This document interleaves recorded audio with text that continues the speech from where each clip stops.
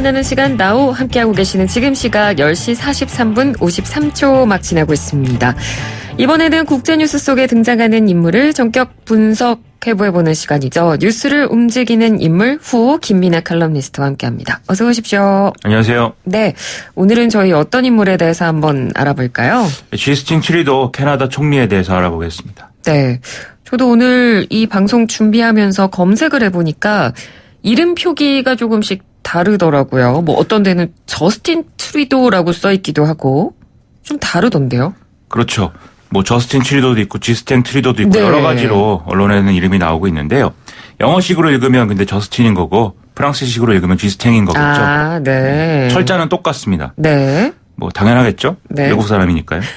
이 사람은 이제 퀘벡주 출신으로 피에르 트루도 전 총리의 아들인데 제가 피에르 트루도라고 한 것에서도 볼 수 있듯이 이 집안은 다 프랑스식으로 이름을 읽는 것 같고요. 그리고 퀘벡주라는 데가 이제 과거에는 이제 프랑스 사람들이 여기 살았는데 캐나다가 미국에 있던 영국에 의해서 점령이 되면서 이제 프랑스적인 정체성을 갖고 있는 그런 지역인 거거든요. 네. 그래서 아마 이렇게 프랑스어를 쓰고 있는 것 같고 또 캐나다는 프랑스어가 또 영어와 동등한 지위를 갖고 있는 그런 국가이기도 합니다. 아, 그렇군요. 그 이름이 혹시 좀 헷갈리신다면 방금 말씀해 주신 이 부분을 여러분께서도 참고하시면 될 것 같습니다.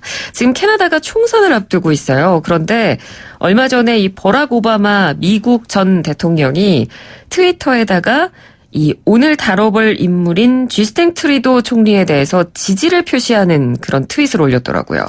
그렇습니다. 현지 시간으로 21일이 이제 총선인데 네. 이 집권 자유당과 보수당이 지금 박빙을 이루고 있는 그런 상황입니다.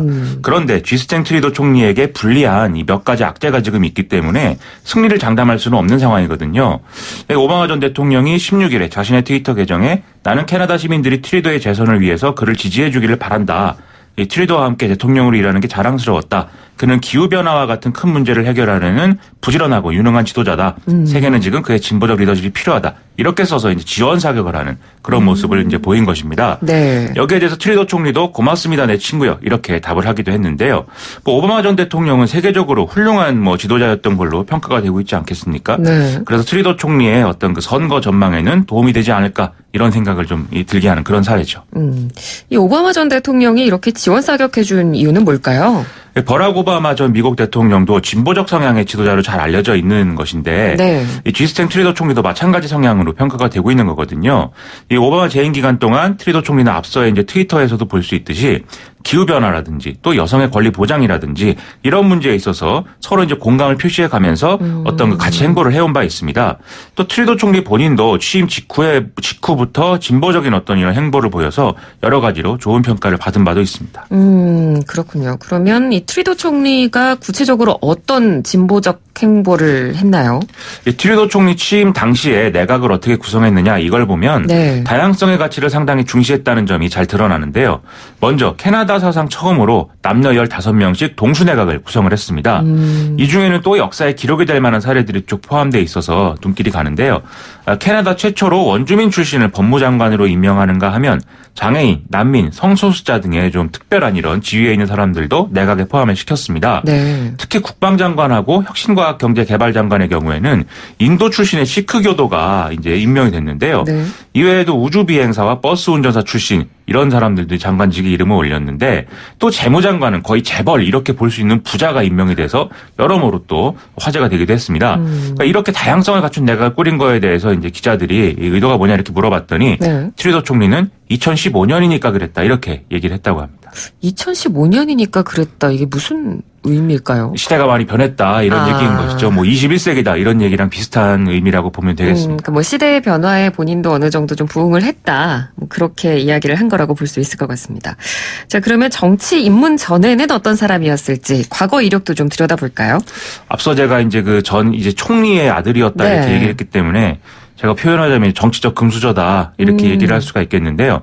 처음으로 대중들의 어떤 눈에 좀 띄었던 것은 2000년에 이 아버지 피에르 트루도 장례식 추모사를 낭독하면서 뭔가 이제 차분하면서도 절제된 좀 어른스러운 태도를 보였다 이 점이었습니다. 네. 그래서 이때 이제 그 좋은 평가를 받고 이후에 정계 진출 권유를 받는 그런 상황도 있었는데요. 하지만 트루도 총리는 한동안 정계 진출을 좀 거부하다가 2008년이 돼서야 이 퀘벡주 몬트리올에서 지역구 출마를 통해 국회의원에 당선되면서 정치 활동을 이제 시작을 했던 거고요. 그 이후에 2013년에는 5년 만에 이제 자유당의 당수가 되는 이런 행보를 또 보였던 겁니다. 네. 2008년에 정치 활동을 시작해서 5년 만에 당수가 된 거면 굉장히 빨리 된 거라고 볼 수 있을 텐데요. 아무래도 이렇게 빨리 됐으면 뭐 아버지의 후광이 있었던 게 아니냐 뭐 이런 평가가 자연스럽게 또 나올 수밖에 없는 상황이겠어요. 이 캐나다 사람들도 그런 얘기를 많이 한다고 하는데요. 실제로 이제 그런 평가를 피할 수 없는 게 또 사실입니다. 네. 다만 이제 그 이런 후광 때문도 있지만 당시에 자유당이 어떤 상황에 놓여 있었는가 이거를 좀 함께 봐야 이게 잘 이해가 될 수 있는데요. 이 자유당은 1993년부터 13년간 집권하다가 2006년에 정권을 보수당에게 내줬습니다. 네. 하지만 보수당 정권은 여러 비리에 이제 휘말리고 또 경제 정책에 있어서도 좀 무능을 드러내면서 민심을 잃게 되는 이런 상황이었는데요. 2011년 총선에서 자유당은 좀 정권을 교체할 기회를 잡았었는데 자유당보다 좀 진보적인 의지를 내세웠던 신민주당이 돌풍을 일으키면서 보수당이 또 재집권하는 이런 상황이 또 된 바가 있습니다. 네. 그렇지만 또 당시에 스타급 정치인이던 신민주당 대표가 사망하면서 좀 틈이 생기는 또 이런 상황이 이어졌는데요. 그래서 이제 자유당은 40대 초반, 즉 1971년생인 이 지스탱 트리도라는 젊은 나이의 인물을 거기다가 또 아버지의 후광 효과까지 누릴 수 있다. 이 점을 또 같이 활용하면서 당수로 내세웠던 것이고 네. 이를 통해서 2015년 선거에서는 신민주당의 지지층까지 흡수해서 결국 이제 집권을 이뤄냈다. 이렇게 볼 수가 있는 대목인 거죠. 네. 아버지였던 그 피에르 트리도 전 총리가 어떤 사람이었는지도 또 궁금해지네요. 이 아버지인 피에르 트리도는 현대 캐나다의 기틀을 만들었다. 이렇게 얘기할 수 있는 그야말로 캐나다의 전설적 정치인으로 얘기를 할 수가 있겠는데요. 네. 이 피에르 트리도는 변호사 출신이고요. 1965년부터 자유당 소속 국회의원으로 이제 정치 활동을 했습니다. 이때 법무장관을 역임하면서 낙태 합법화하고 그다음에 성소수자 처벌 폐지 이런 이제 진보적 정책들을 입안하고 또 이끌기도 했는데요. 1968년에 자유당 당수에 취임하면서 캐나다의 15대 총리가 됐고요. 1979년에 잠시 정권을 잃었다가 1980년에 다시 재집권했고 1984년까지 이제 총리를 하고 사임을 했습니다. 이 총리 재임 기간 동안에는 복잡한 국제 정세 속에서 균형 해결을 통해서 좀 실리를 챙기는 이런 업적을 세웠고요. 그 외에도 대학 평준화, 또 다문화 정책, 또 프랑스어의 공용어 채택 이런 것들을 시행해서 여러모로 이제 그 논란과 또 어떤 그 긍정적인 평가 이런 것들을 같이 받는 그런 상황이 됐었습니다. 네. 특히 캐나다의 어떤 독자적인 헌법을 발효시키면서 영국과의 어떤 여러 가지 종속 관계를 완전히 청산하는 계기를 만들기도 했는데요. 이후에 퀘벡주가 독립을 요구하면서 이제 분쟁 사태가 일어나기도 했는데 이에 대해서도 현명하게 대처를 해서 이제 분리 독립을 막아내는 이런 업적을 세우기도 한 걸로 평가를 받고 있습니다. 네. 그 아버지의 정치적 행보를 쭉 들어보니까 그 아들이 왜 후광을 업고 있다라는 평가를 받을 수밖에 없는지를 알 수 있을 것 같습니다. 굉장히 막강한 배경을 가지고 정치 생활을 시작을 한 건데 선거를 앞두고 지금 위기를 맞았다는 얘기를 들었거든요. 어떤 사건 때문인가요? 지금 크게 뭐 두 가지 사건을 많이 얘기를 하는데요. 네. 첫째는 18년 전인 2001년에 이 트리도 총리가 이제 사립학교에서 교사를 맡고 있는 그런 상황이었는데 이때 열린 파티에서 얼굴을 갈색으로 칠하고 터번을 쓴 채로 이제 아랍인으로 분장을 한 채 찍힌 사진이 공개가 된 겁니다. 네. 당시에 이 파티 이름이 아라비안 나이트였다고 하는데요. 그때 이제 트리도 총리는 알라딘으로 분장을 한 것으로 이렇게 좀 알려져 있습니다. 이거에 대해서 트리도 총리는 어리석은 짓을 했다. 나 자신에게 화가 난다라면서 당시 일에 대해서 사과한다. 이렇게 입장을 밝힌 바가 있습니다. 네. 그러니까 이 보통 서양에서 이렇게 얼굴을 유색으로 칠하는 행위 자체가 굉장히 인종차별적인 행위인 거잖아요. 그렇게 지금 비난을 받고 있는 거죠. 그렇습니다. 제가 언젠가 이 자리에서도 이제 말씀을 드렸는데요. 네. 서구권에서 백인이 흑인이나 또 아랍인으로 분장하기 위해서 뭐 피부색을 뭐 검게 칠한다. 이런 것들은 이제 인종차별 행위로 여겨지는 그런 이제 코드가 있습니다. 과거에 백인 배우들만 연극에 출연할 수 있었던 시절에 흑인을 연기하기 위해서 이 백인이 얼굴을 까맣게 칠한 사례가 많았기 때문인데요. 거기다가 이때 이제 그 흑인 캐릭터들은 대부분 좀 뭐 뭔가 모자란다든지 또는 우스운 행위만 반복하는 이런 역할에 한정돼 있었기 때문에 이런 게 인종차별이라는 거거든요. 거기다가 트리도 총리는 그동안 진보적인 정책을 추진하면서 뭔가 다양성을 추구한다. 네. 이런 행보를 좀 강조를 해왔기 때문에 우리식으로 말하자면 좀 내로남불 이런 논란도 이제 같이 불거졌다고 봐야 되겠습니다. 네. 그러니까 이렇게 되면 자유당을 지지해왔던 그런 이른바 진보적 유권자들, 이런 유권자들이 빠질 가능성도 있겠네요.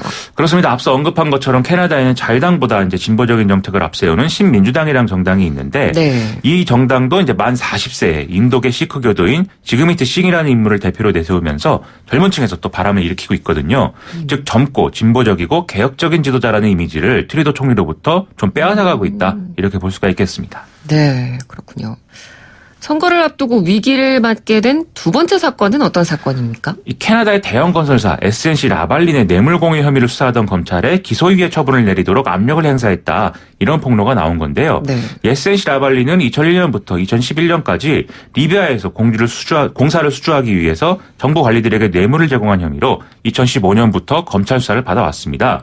그런데 전 법무장관이 지난 3월 하원 청문회에 출석을 해서 트리도 총리와 그의 측근들이 이제 SNC 라발린을 선처해달라는 압력을 했다. 이렇게 폭로한 건데요. 네. 지난 8월 달에 캐나다 공직윤리위가 이해충돌 위반 혐의로 트리도 총리 등에 대한 공식 조사에 착수를 하면서 큰 문제가 지금 되고 있습니다. 네. 트리도 총리는 이 직후에 기자회견을 통해서 모든 것에 대한 책임을 지겠다라면서 과실을 인정한 그런 상황입니다. 네. 트리도 총리가 본인이 왜 그랬는지 뭐 이야기한 게 있나요? 캐나다인의 일자리를 위한 것이었다. 이런 해명인데요.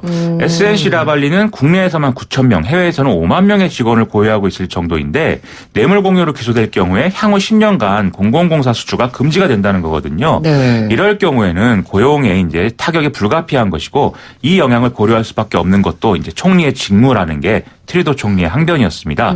하지만 야당들은 뭐 당연히 정직하지 못한 태도이다라면서 공격에 나서는 그런 상황이었습니다. 네. 뭐 좋은 면으로 보자면 실용주의적인 면모라고도 볼 수 있을 것 같기도 하고요.